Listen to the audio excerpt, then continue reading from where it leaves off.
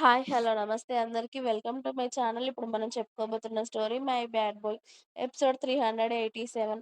సారికని సిజేరియన్‌కి రెడీ చేయగానే ఇంకా కాసేపట్లో సారికకి డెలివరీ అవ్వబోతుందని రుద్రకి కాల్ చేసి చెప్పాడు జీవన్. అతడి గొంతులోని భయం తెలుస్తూ ఉంటే రేయ్ టెన్షన్ పడకురా. అంతా బానే జరుగుతుంది. మేమొస్తున్నాం హాస్పిటల్‌కి. కంగారు పడకు. తనతో పాటు నువ్వు కూడా ఉండు. సరేనా? టెన్షన్ పడకురా అని ఆల్రెడీ అందరికీ సారిక డెలివరీ అని చెప్పి రుద్ర ఆఫీస్ నుండి హాస్పిటల్‌కి బయలుదేరితే, ఇక శ్రావణితో పాటు శౌర్యని ఇంట్లోనే ఉండమని చెప్పి, చిన్న బాబుతో పాటు వాళ్ళేమొస్తారు అని మీనాక్షి, మనోహర్ గారు వేద హాస్పిటల్‌కి ప్రయాణం అయితే, చరణ్, సమీర ఆఫీస్ అయిపోయాక ఈవినింగ్ వస్తామని చెప్పారు హాస్పిటల్‌కి. ఇక్కడ సారికకి ఏమో కానీ సిజేరియన్ అంటే ముందుగా జీవన్‌కే భయం భయంగా అనిపిస్తూ ఉంటుంది అతడికి. ఇది తట్టుకుంటుందా? లేకపోతే ఎలా ఉంటుందో ఏంటో అని జీవన్ భయపడుతూ ఉంటే, మీరు కూడా ఉండొచ్చు మీ వైఫ్‌కి కాస్త ధైర్యంగా. ఇప్పుడు సహజంగా డెలివరీలు అన్నీ కూడా భర్త దగ్గరుండి కూడా చూస్తూ ఉండడంతో, జీవన్‌ని కూడా లోపలికి పిలిచారు. జీవన్ మాస్క్ పెట్టుకొని భయం భయంగానే లోపలికి వెళ్ళాడు. కానీ, అప్పటికే సారికకి అన్ని మెషిన్స్ ఏర్పాటు చేసి, ఆమె కూడా ఆపరేషన్‌కి సిద్ధంగా ఉంటే, అతడిని చూస్తూ చిన్నగా నవ్వుతూ ఉంది. "నువ్వేంటే నవ్వుతున్నావు? నాకే ఇంత భయంగా ఉంది" అని అతడు మనసులో అనుకుంటూ, సారిక దగ్గరికి వెళ్ళి ఆమె నుదుటున ముద్దు పెట్టుకొని, "భయపడకే, ఏం కాదు. ఇంకో 10 నిమిషాల్లో మన ప్రిన్సెస్ మన చేతుల్లో ఉంటుంది" అని చెప్తాడు ఆమెకి. అతడి మాటలకి సారిక నవ్వుతూ, భయపడుతుంది నేను కాదు జీవన్ గారు, మీరు అంటుంది. ఒసేయ్! ఆపరేషన్ చేసేది నాకు కాదే నీకే. అప్పుడు భయపడాల్సింది ఎవరు? అని అతడు అడుగుతూ ఉంటే, సరే నేనే భయపడతానులెండి. మీరస్సలు భయపడకండి అని చెప్పి అతడు గట్టిగా పట్టుకోవడంతో అప్పటికే మెల్లిగా అనస్థీషియా డాక్టర్ వచ్చి అనస్థీషియా ఇవ్వగానే ఆమె పొజిషన్‌కే ఇక్కడ జీవన్‌కి భయం పెరుగుతూ ఉంటుంది. ఆ తర్వాత 2 మినిట్స్ గ్యాప్ ఇచ్చి మెల్లిగా ఆమెకు ఆపరేషన్ స్టార్ట్ చేశారు. అలా భార్య కడుపు మీద నైఫ్ పెట్టి ఒక్కొక్క లేయర్ తెగుతూ ఉంటే, అలా బ్లడ్ ఒస్తూ ఉంటే అదంతా చూస్తూ తట్టుకోవడం అతడి వల్ల అవ్వక అప్పటికే కళ్ళల్లో నిండా చేరిన నీళ్లను కళ్ళల్లోనే ఆపేసి, ఆమె చేతిని గట్టిగా బిగించి పట్టుకుంటాడు.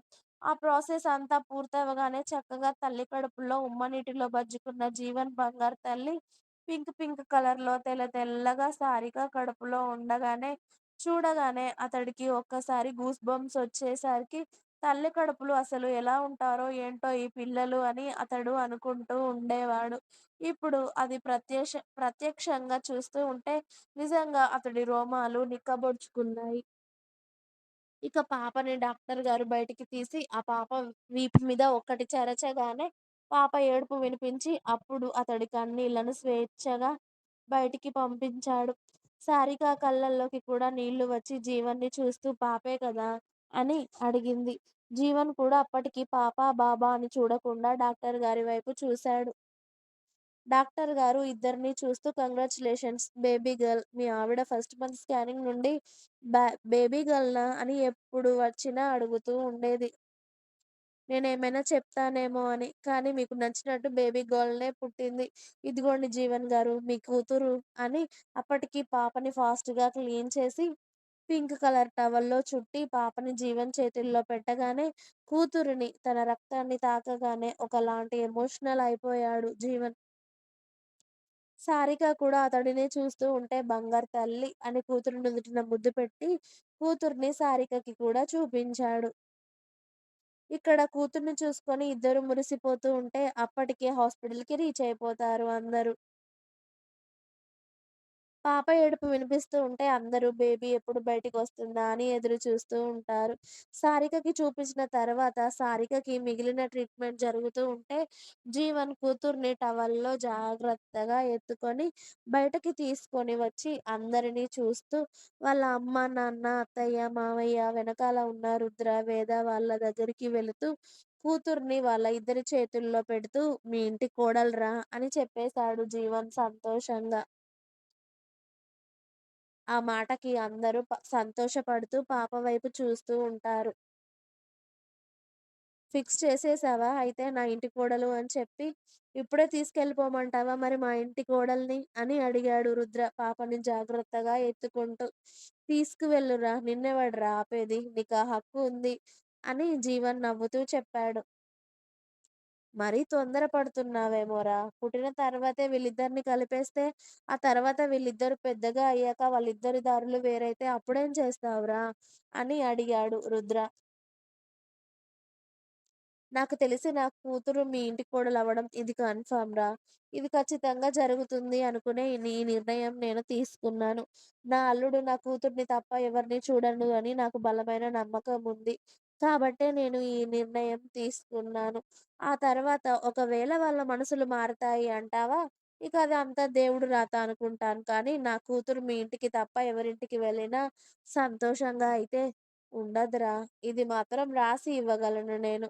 నా కూతుర్ని నీ ఇంటి కోడలుగా, నీ ఇంటి కొడుకు నా ఇంటి అల్లుడుగా ఇది ఫిక్స్ ఎప్పుడో అని జీవన్ అంత గట్టిగా చెబుతూ ఉంటే, జీవన్ కూతుర్ని ధీరాబాబుకి ఇవ్వాలని ఎంత బలంగా అనుకుంటున్నాడో అందరికీ అర్థమవుతూ ఉంటుంది. అప్పటికే నానమ్మ దగ్గర ఉన్న ధీరాబాబు పాప, పాప అని మెల్లిగా పాప దగ్గరికి రావాలి అని చూస్తూ ఉంటే, నీ పాపేరా బాబు! ఆల్రెడీ మీ మావయ్య ఆ పాప నీదే అని చెప్తున్నాడు. అక్కడ ఒప్పందాలు కూడా అవుతున్నాయి. ఆ పాప నీకే అని. ఇక మనవడిని పాప దగ్గరికి తీసుకురావడంతో పాప అని పాపని ముట్టుకొని సంబరపడుతూ క్లాప్స్ కొడుతూ ఉంటాడు ధీరాబాబు. ఇక పాపని మెల్లిగా ఒక్కొక్కరు ఎత్తుకొని చూస్తూ ఉండగా, "సారిక ఎలా ఉందిరా ఇంతకి" అని అడిగాడు రుద్ర. మిగతా ట్రీట్మెంట్ అవుతుందిరా. తనకి ట్రీట్మెంట్ కంప్లీట్ అవ్వగానే వేరే రూమ్‌కి షిఫ్ట్ చేస్తామని చెప్పారు. అలాగే పాపను కూడా ఒకసారి డాక్టర్ గారికి చూపించాలి అన్నారు. అని పాపని డాక్టర్ దగ్గర కూడా చూపించాక పాప అంతా బానే ఉంది. వెయిట్ కూడా బావుంది. ఆరోగ్యం బావుందని చెప్పి జస్ట్ విటమిన్ సిరప్స్ ఇచ్చి అవి ఏ టైంలో వేయాలి అని చెప్పారు. పాపని తీసుకొచ్చేసరికి స సారిక ట్రీట్మెంట్ కంప్లీట్ అయ్యి తనని వేరే రూమ్‌కి షిఫ్ట్ చేశాక, ఇక అందరూ పాపను తీసుకొని సారిక దగ్గరికి వెళ్లారు. అప్పటికే ఒళ్ళంతా కాస్త నొప్పులు, మత్తుగా, బద్ధకంగా అనిపిస్తూ ఉంటే, ఓవైపు నిద్ర వస్తున్నా కూడా కూతుర్ని చూడాలని చెప్పి మెలకువగా ఉంటుంది సారిక. అప్పుడప్పుడే ఆమె బాడీ నుండి మత్తు వీడుతూ ఉంటుంది. వేదనే కోడల్ని ఎత్తుకొని సారిక దగ్గరకొస్తూ ఉంటే, సారిక చిన్నగా నవ్వుతూ, "ఎలా ఉంది వేద నీ కోడలు" అని అడిగింది. "నా కొడుక్కి సరిపోయేలా ఉందొదినా నీ కూతురు అందంగా" అని చెప్పి కోడల్ని తీసుకెళ్ళి సారిక పక్కన పడుకోబెట్టింది. సారిక కూతుర్ని చూస్తూ మురిసిపోతూ ఉంటుంది. అప్పటికి అందరూ అక్కడ ఉండడం కరెక్ట్ కాదని చెప్పి మెల్లిమెల్లిగా సారికని, పాపని చూసిన వాళ్ళందరూ బయటికి వస్తూ ఉంటే, సారిక వాళ్ళ సారిక దగ్గర వాళ్ళ అత్తయ్య, అమ్మ ఉంటారు. జీవన్, రుద్ర బయటికి వెళ్లి పాపకి, సారికకు కావాల్సినవన్నీ తీసుకొచ్చేశారు. అప్పటికే రుద్ర, వేద, మీనాక్షి, మనోహర్ గారు సాయంత్రం వరకు అక్కడే ఉన్నాక, చరణ్, సమీర కూడా ఆఫీస్ అయిపోయాక అక్కడికి వచ్చి పాపని చూసి సారిక, జీవన్‌ను పలకరించి అందరూ ఇంటికి వెళ్ళిపోయారు. ఇంకా ఉంది. మీకు నా స్టోరీ నచ్చినట్టయితే ప్లీజ్ నా ఛానెల్‌ని తప్పకుండా సబ్స్క్రైబ్ చేయండి.